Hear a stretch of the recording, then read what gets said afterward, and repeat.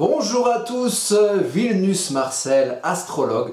Alors aujourd'hui on va vous parler du dernier signe du zodiaque, le signe des poissons. Alors le signe des poissons est un signe tout particulier puisque c'est lui qui vient terminer le cycle de la roue zodiacale qui commence au bélier et qui termine au poisson. Alors en éléments, donc les éléments, la terre, l'eau, l'air, le feu. En élément, le poisson, c'est un signe d'eau.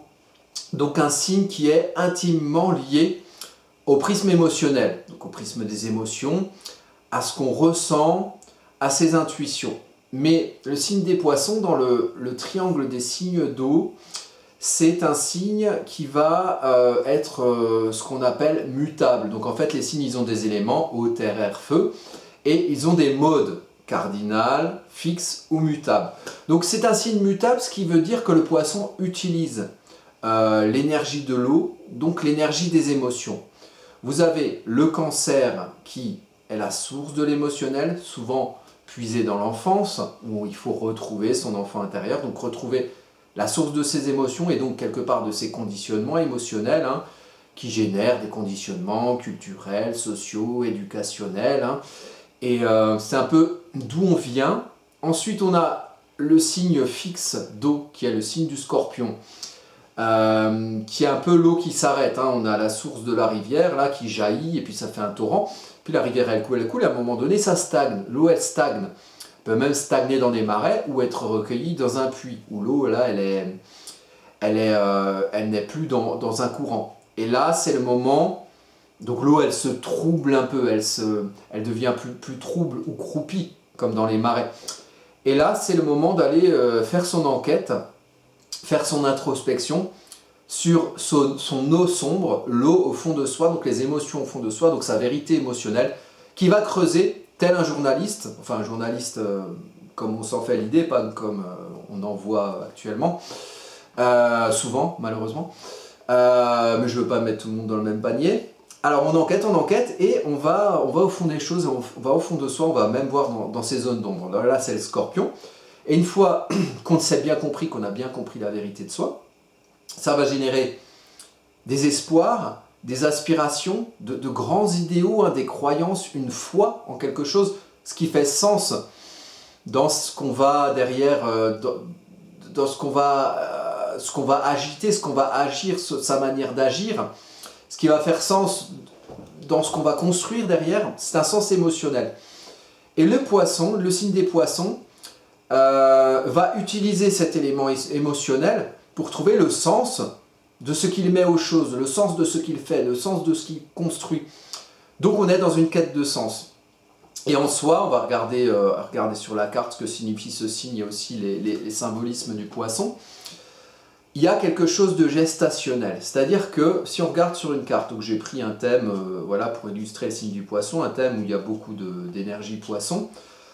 Donc là vous voyez, normalement la roue du zodiaque, là le poisson il est ici en maison 6, mais si on prend le prisme du zodiaque comme commençant au bélier, vous voyez on commence le bélier, donc le bélier le premier signe, on fait tout le tour de la roue, et puis on arrive en poisson et c'est le dernier signe.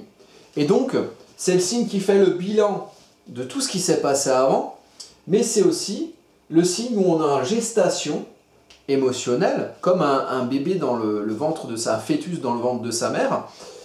On est en gestation émotionnelle pour ce qu'on va faire ensuite lorsqu'on va naître en bélier. Et dans les saisons, c'est la même chose. Le signe de poisson, c'est ce qui finit l'hiver. C'est la fin d'une période froide, d'une période où la nature était un petit peu endormie. Et donc on est dans une énergie d'introspection en soi, et même au niveau de la nature. Il y a des choses qui vont redémarrer, elles ne sont pas encore sorties de terre, mais elles se préparent, comme un enfant qui est dans le ventre de sa mère et qui se prépare à sortir. Et donc il y a une connaissance de soi à avoir pour que lorsqu'on est en bélier, on puisse agir en fonction de ce qu'on est au fond. Et de ce qu'on est au fond, c'est émotionnel. Pour moi, j'ai envie de dire, le cycle du zodiaque démarre presque en poisson, parce que normalement ça démarre en bélier, en signe de feu, donc on agit, mais en poisson, derrière, on... quelque part, est-ce que, ouais, ça peut être un débat, est-ce que le fœtus dans le ventre de sa mère, il n'est pas déjà né, en fait? Il est déjà en train de se construire, c'est un être qui est déjà en train de se construire, même si quelque part, il n'est pas sorti, il n'est pas encore visible, mais il est déjà là. Et c'est comme si les émotions, donc l'élément eau, arrivaient avant même que la pulsion de vie génère que le fait que le bébé il sort. Il sort. Et il y a ce côté violent de pulsion de vie, on en a parlé dans la description du signe du bélier. Donc le poisson c'est tout ça, c'est l'émotionnel. Si on regarde et c'est la manière d'utiliser l'émotionnel. Si on regarde le glyphe du poisson, vous voyez c'est ça.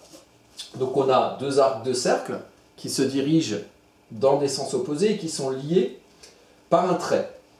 Et en fait, ça représente dans l'histoire, le poisson, c'est le mythe de Vénus. Vénus qui est exaltée hein, au signe du poisson. Donc Vénus en poisson, c'est un bon positionnement. Mais exalté, c'est parfois presque trop. Donc on est presque trop. Vénus, c'est l'amour, ce à quoi on adhère, sa manière d'aimer. Donc on est dans un signe qui aime, dans une planète qui aime, qui est dans un signe d'amour un peu absolu. Hein, d'amour un peu inconditionnel, sans limite.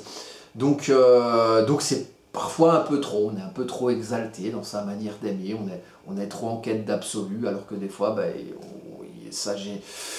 une manière d'aimer mériterait parfois dans certaines situations d'être plus concrète et d'être moins cristallisante, on va dire.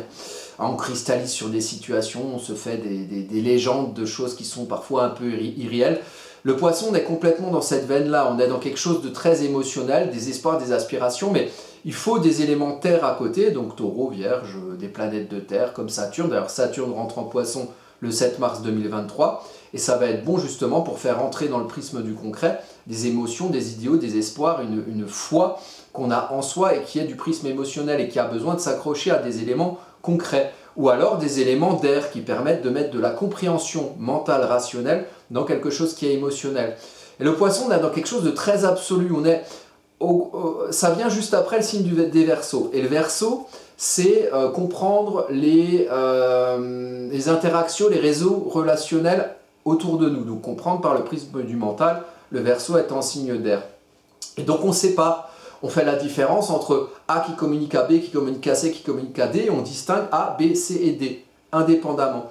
Alors que le poisson, il va prendre A, B, C et D, il va tout foutre dans la flotte, et ce sera comme l'effet quand on met des poudres dans l'eau, et ben elles se dissolvent dans l'eau, et on ne distingue plus quelle est la poudre A, quelle est la poudre B, quelle est la poudre C ou D. Tout devient un tout, un commun, une globalité. Et ça, c'est l'énergie poisson. Donc on met le prisme des individualités Verseau dans le champ d'une globalité émotionnelle. On est ensemble avec les mêmes espoirs et les mêmes idéaux.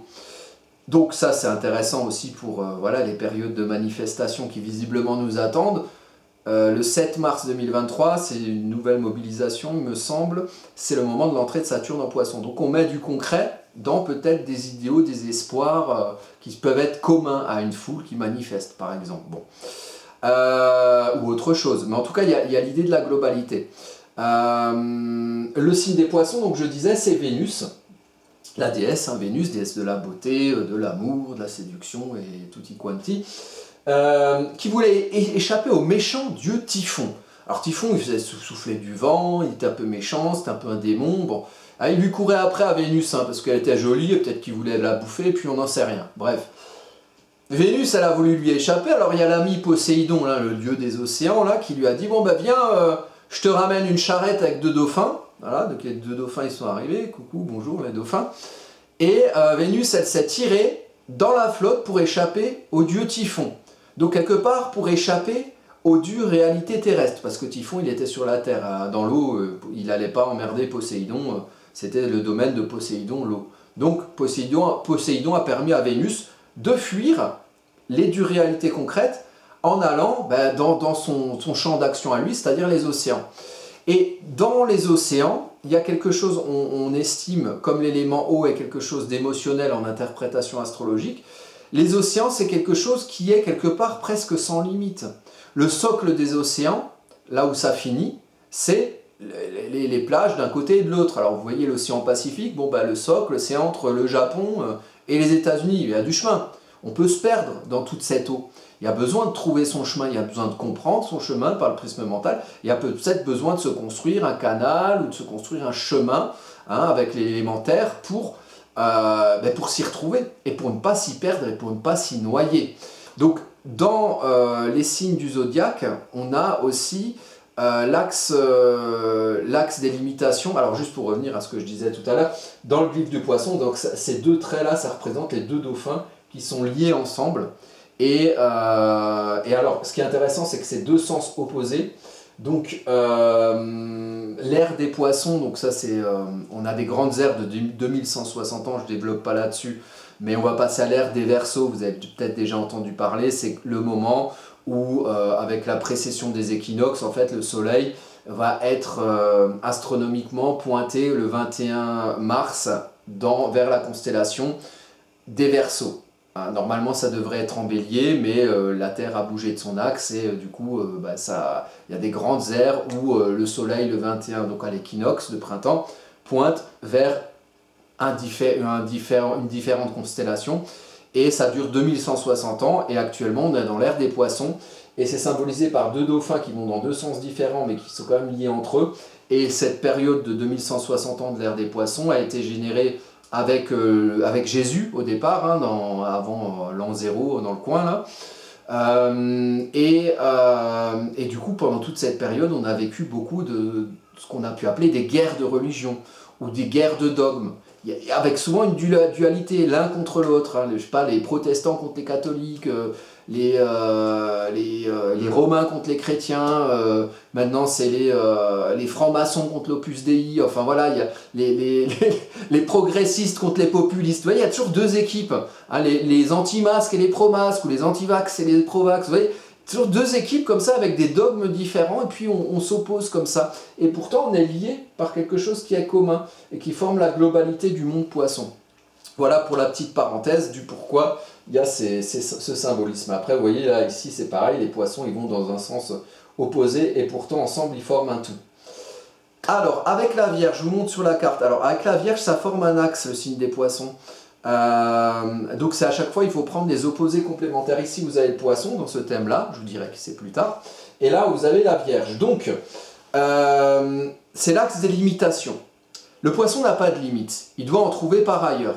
C'est comme de l'eau qu'on doit mettre dans un socle pour qu'elle se love au socle dans lequel elle est et qu'elle puisse quelque part exister. Parce que si on balance de la flotte comme ça n'importe où, ça va dans la terre et puis c'est pas palpable, on ne sait pas où on est, on peut ni la quantifier ni la qualifier. C'est juste de l'eau qui se balade comme ça dans les alvéoles de la terre, on ne sait pas où elle est. Donc on ne sait pas où on en est. Donc il faut quelque chose d'un socle puisé dans d'autres éléments que l'eau du poisson, c'est-à-dire de la terre ou de l'air, donc du mental, ou du feu pour agir en fonction de ses idées aussi, en fonction de ses espoirs et de ce qui fait sens pour soi, pour pouvoir quantifier et qualifier ce poisson. Mais il ne faut pas confondre, et c'est le problème du poisson, la forme et le fond. C'est-à-dire que le fond, c'est ce qu'on est soi. Et donc, c'est l'eau à l'intérieur du verre. Et donc, c'est le contenu. Le contenu, c'est nous. On est un contenu. Le contenant, c'est le socle dans lequel l'énergie poisson s'inscrit pour pouvoir être qualifié et quantifié. Pour qu'on voit ce que c'est, qu'on puisse s'y retrouver quelque part et se retrouver dans ses émotions. Et un des défauts du signe des poissons en énergie brute, c'est justement de se perdre en confondant le contenant et le contenu. Et donc, comme le poisson est très empathique avec l'émotionnel ambiant, il peut avoir tendance, les personnes avec beaucoup de poissons dans leur thème par exemple, peuvent avoir tendance à confondre ce qu'ils veulent eux, ce qui les inspire eux, ce qui les inspire eux, et ce qui inspire le groupe autour de soi. Et du coup, ils ne savent plus ce qu'ils veulent. Et du coup, ils sont tout perdus. Voilà. Ça, c'est le problème. C'est un des gros défauts du signe des poissons. Il faut se retrouver dans ses espoirs, dans ses aspirations à soi. Et pourtant, et ça, c'est une des qualités des poissons, il sait bien s'adapter, comme tous les signes mutables, donc les signes de fin de saison. Il sait bien s'adapter parce que il a des antennes émotionnelles. Il capte bien les émotions ambiantes autour de lui, le poisson, et les poissons. Et du coup, il capte bien, il sait bien s'adapter aux situations. Mais parfois, en se retrouvant plus soi dans ses propres émotions, on se suradapte. Et donc, on devient presque l'autre, on devient presque cette atmosphère. Et alors on disparaît, alors on ne nous voit plus. Et comme un poisson qui fuit des mains quand on l'attrape, qui glisse comme ça, eh ben le poisson il peut se réfugier dans son monde imaginaire, dans le monde où il est en lui, avec lui, et il se coupe du monde quelque part. Soit il devient le monde, il devient cette atmosphère ambiante, soit au contraire il va fuir dans son monde imaginaire. Les poissons, c'est aussi l'utilisation de l'énergie imaginaire pour ensuite faire quelque chose avec l'élément feu, ou construire quelque chose avec l'élément terre, ou comprendre quelque chose avec l'élément air.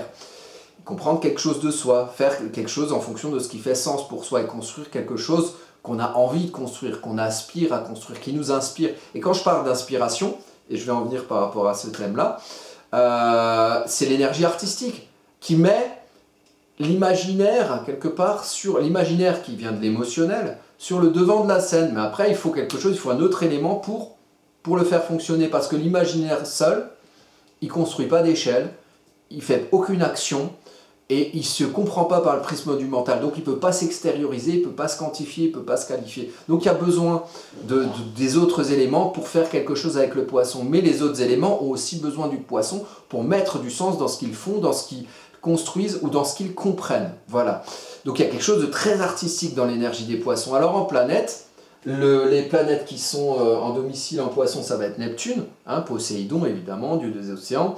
Donc une planète qui est bien dans un signe d'eau, puisque c'est une planète d'eau, ou dans le signe des poissons. On a exalté, donc parfois c'est presque trop, Vénus, par rapport à l'histoire dont j'ai parlé avec la charrette de dauphin. Donc Vénus aime, hein, Vénus c'est aussi une planète quelque part d'artistique qui aime le beau, qui aime le bon. Donc Vénus plus l'imaginaire du poisson, ben on peut faire des choses très artistiques aussi, mais parfois c'est trop et parfois on s'ennuie des choses plus réverbatives, genre Capricorne, il faut construire, ou Vierge, il faut ranger. On est plus dans un univers éthéré, donc il faut d'autres choses dans le thème qui permettent de compenser ça. Et en même temps, c'est une belle énergie qui inspire beaucoup de choses, qui inspire et qui donne la source de ces aspirations profondes avec le poisson, et qui correspond à ce à quoi on adhère, à ses valeurs, à des choses peut-être plus matérielles, vénusiennes. Voilà. Et puis les planètes qui ne sont pas bien en poisson, ben par exemple dans ce thème-là, on a Mercure, parce que Mercure c'est le prisme du mental. Alors c'est intéressant de l'avoir en poisson, parce que ça met des mots, ça extériorise par des mots, des émotions qu'on a en soi. Mais pour la rationalité et la réflexion, c'est pas le meilleur des signes. C'est pas le meilleur des signes pour Mercure, parce que là il est challengé Mercure. Il a quelque chose à comprendre qui n'est pas du domaine du mental. Donc il doit faire preuve aussi, se teinter du poisson et faire preuve d'une certaine imagination pour aller comprendre au fond de soi ce prisme émotionnel. Et c'est l'enjeu avec un Mercure en poisson par exemple. Donc voilà. Et donc ce thème-là, c'est un thème que j'ai choisi par rapport à l'énergie poisson. Alors, c'est un soleil en poisson. Je ne prends pas toujours des soleils ou des ascendants en poisson, mais là je l'ai pris pour ici. Donc ici, donc c'est nature poisson. Donc c'est quelqu'un, quand on a un soleil dans un signe, on possède naturellement l'énergie de ce signe. Donc on est à l'aise avec l'énergie poisson, on est à l'aise avec l'univers imaginaire, on est à l'aise, on peut soit bien s'adapter aux émotionnels ambiants, en tout cas bien capter, avoir des antennes, ce qui se passe autour. Donc quand c'est violent autour de soi, ben on le prend aussi très violemment. Donc là il y a quelque chose ici, alors c'est en maison 6, donc dans le domaine de la vie quotidienne. Donc quand le soleil éclaire un endroit, c'est qu'il y a le focus qui est mis sur cet endroit. Donc il y a une idée d'aller quand même se retrouver dans les atmosphères émotionnelles ambiantes en fonction de ce à quoi on aspire et en fonction de ses propres idéaux, de ses propres espoirs, de sa manière de comprendre ce qu'on a au fond de soi et de vivre un quotidien qui a du sens pour soi. Mais un quotidien un peu poisson. Donc on peut un petit peu mettre en avant aussi les émotions ou la capacité d'adaptation à son univers quotidien, ou au contraire, une façon d'aller vers une fuite dans son imaginaire, dans sa vie quotidienne. Et là, c'était quelqu'un qui avait vraiment beaucoup d'artistique. Avec un Mercure qui doit comprendre ça. Donc un challenge pour Mercure de dire, bon ben voilà, il faut essayer de comprendre voilà, ce qui se joue dans ta quête de sens au quotidien. Voilà. Alors il y a une manière, par le fait qu'il est connu de vous tous, hein, en tant qu'artiste, en tant que musicien, cette personne, il a eu cette manière-là aussi d'extérioriser, d'exprimer son énergie artistique dans son quotidien, lui.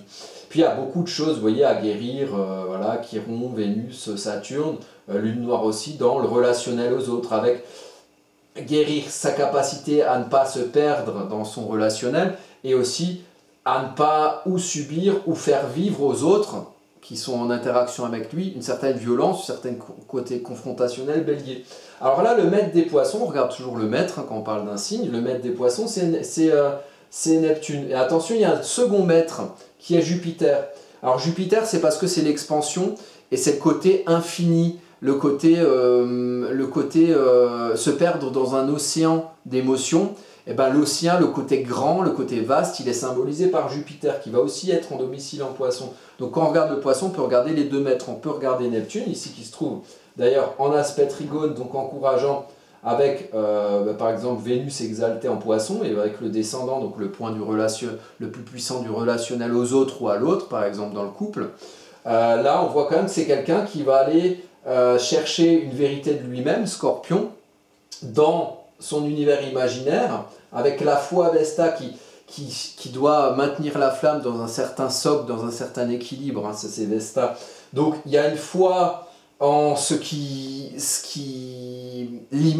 y a une foi en son imaginaire, il y a une foi en son émotionnel, il y a une manière de vivre son quotidien dans le prisme de l'émotionnel, mais un émotionnel qui va chercher des choses au fond de lui, donc parfois dans des zones d'ombre, hein, dans des choses un peu sombres. Donc il a une vie au quotidien qui correspond à ce qu'il est en vérité au fond et au déploiement d'un artistique poisson-scorpion, donc quand même un imaginaire qui n'hésite pas à aller dans les choses un peu sales, les choses un peu sombres, un peu orageuses.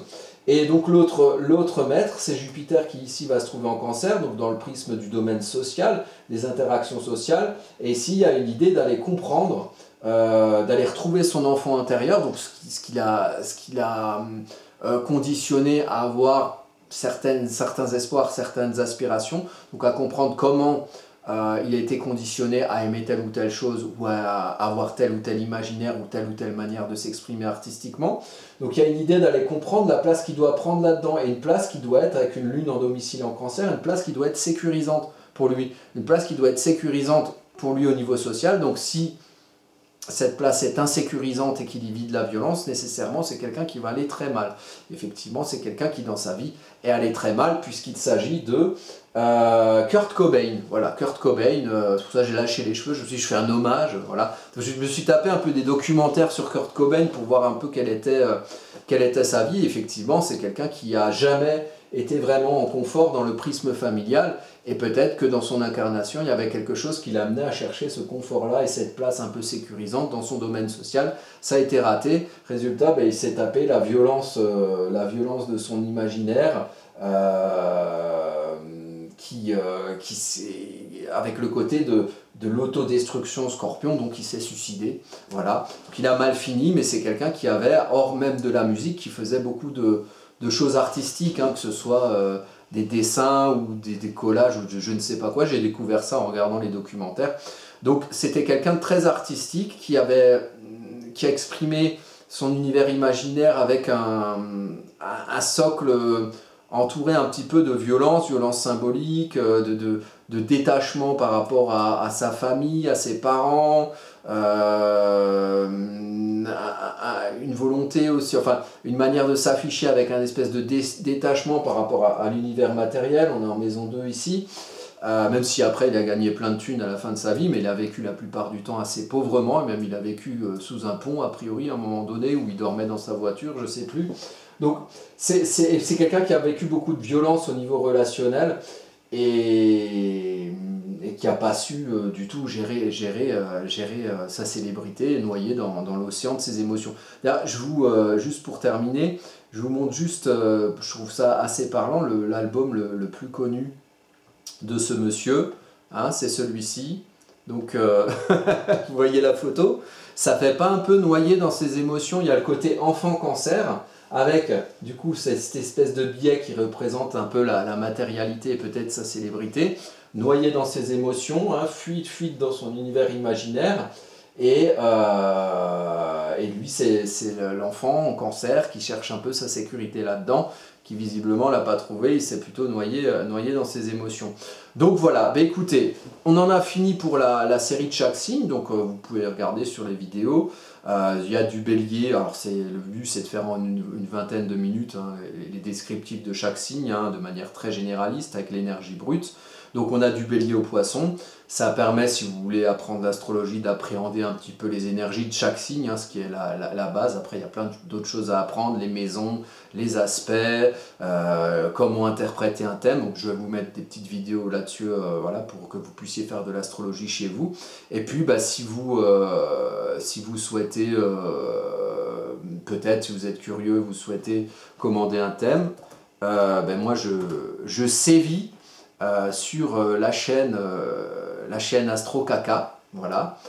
Donc il y a une page YouTube, voilà ici, et il y a aussi un site internet qui se trouve là. Donc c'est un site vulgaire de vulgarisation artistique, et moi je suis Vilnius Marcel, je suis l'astrologue qui est le fondateur de ce site. Et ici, si vous le souhaitez, vous pouvez commander des thèmes à mes prestations, où je donne des cours d'astro aussi tous les lundis, mardis et jeudis en visio.